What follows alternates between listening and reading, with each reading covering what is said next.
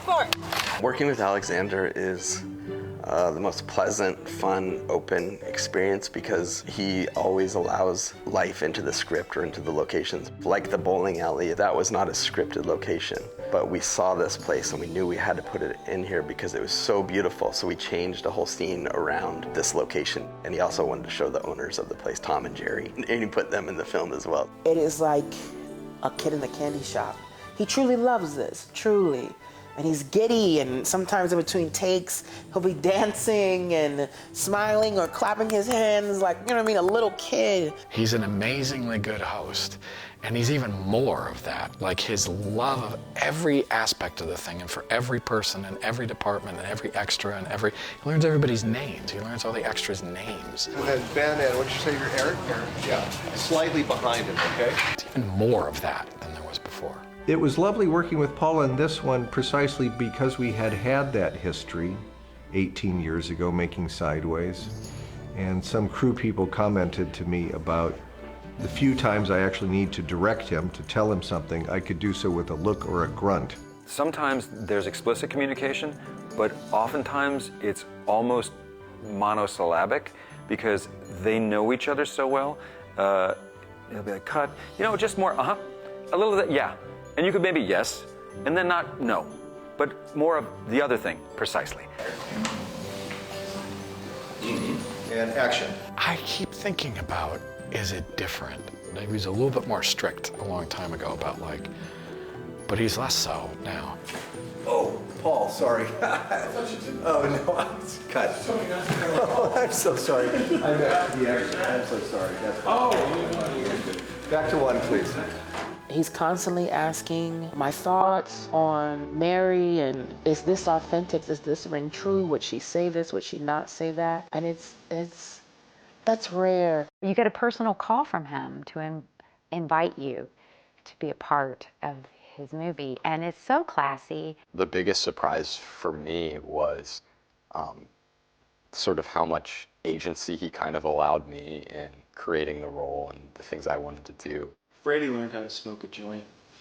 Yeah, I will say that was probably certified. It was smoking right now. It was that was a really interesting day. Alex, he came up to me. He goes, "Hey, you know how to use a lighter?" And I was like, "Yeah, I know how to use a lighter because Michael let me borrow one of his Zippo lighters." Yeah. So I was learning how to flick it open, shut it. But the smoking part I was not familiar with. So I thought all it was is, you hold it up, you light it, that's it. Which then, they had to tell me that you had to suck in air so it actually would stay lit. Well, that took me like 10 tries to get down. And so I think that was a pretty funny day for everyone but me. A lot of the times, which makes things hilarious, is Alexander will just start laughing out of nowhere. And it's very hard to just stay in character. Welcome back. Now, busy guys. I trust you all enjoyed a refreshing holiday. Oh, hello, Mr. Cummins. Or should I say Icarus? Fly a little too close to the sun, didn't we? Huh?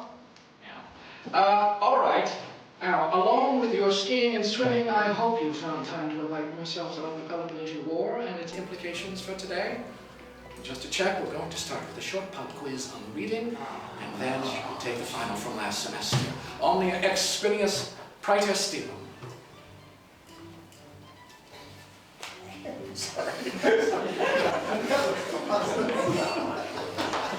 I kind of feel like I went to film school on Alexander's back, and that he would make these references. He'd want something kind of tonally or visually, or he'd kind of want a narrative moment that, as opposed to try to unpack it verbally, he'd just be like, John Garfield, all right. Michael Curtiz, point of no return, 1950, midpoint forward, click. Like, what? Hello? We set up a FaceTime interview, and within 5 minutes we were laughing so much together. And he also was saying, did somebody tell you to answer these questions this way? And it was just like an instant connection of how we like to do things. We both prefer to find locations with existing character. Turns out change often comes slowly to New England, so we were able to find a lot of locations. Alexander has made a 70s movie.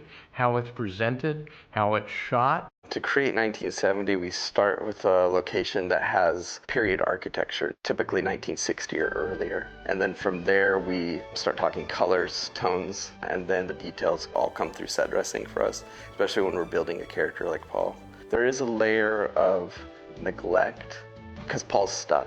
Philistines. The set decorator, Marcus, is so good with those details, and he's one of those guys, he just never stops. I know he's working on the weekends, and he's lying to me about it. He's the guy who finds like those desks and the books that are on the bookshelves. He's so passionate and so good and so thoughtful. Like yesterday in Paul's classroom, I looked in Paul's desk, something that we would never see, but each drawer was dressed with appropriate things that would be in the drawer, just in case Paul were to look in there or something so he wouldn't be taken out of the scene. Eigil Brill is our cinematographer. He is Danish, and he seems to do everything. He operates, he lights. I think it's good. Okay, good. Eigil's work, it's super cool. I look at the dailies, I'm like, wow, it does look like a 1970 film in the way that he's choosing to shoot it with lenses and how undersaturated the colors are. David Fincher had described him to me as the hardest working cinematographer he had ever worked with. And coming from David Fincher, I knew that was something. The only trouble with him is that he's irritatingly good looking. Wendy Chuck, our costume designer, has been with Alexander from the very beginning. We put her through a lot of financial hurdles. If you were to look closely, you'd see these handbags repeated probably 20 times. Shoes also repeat. Hats and scarves have been repeated many times because we simply did not have the time or the money. You actually are painting a scene with the colors of clothes. We were in Worcester, Mass, shooting a skating rink, and it was very cold, but it was fun to shoot ice skating. The extras were so carefully selected and clothed, and even had period skates. I've played a lot of hockey in the past, but they gave me these really flimsy, too big figure skates. They really helped me in the scene because there's no reason why Angus should be a great skater. So it was easy to manipulate them in a way that made me fall on my face pretty believably, yeah. We have this graphic designer that is named Nate. He has worked with Alexander for over 20 years now in all his films. Nate knows exactly what the scene might need and what Alexander's gonna like and not like. Alexander and Nate use a character named Tolf Hansen in all their films. And so it's this story of this man from Nebraska, where they both are from, who died a horrible death in New York City, but they kind of have kept him alive through using his name in different areas in films. So yeah, it's so cool. And we had to try 3 different times to get it in this film. It was fun to shoot in the snow and take advantage of it and say, this is exactly what we want. We don't have to put any visual effects here in the snow. And then other scenes where you say, wait a minute, where's the snow? How does it match with what we've already shot? We had a couple of snow days where we had to shut down and literally were stuck in a hotel eating whatever food was coming out of the vending machines. We spend so much time in pre-production together. And then once we start shooting, there's a separation that happens because I have to be ahead. And so we miss each other, but we get together on Saturday nights and we hang out. Hello, Cami. How are you today? Good, good, good.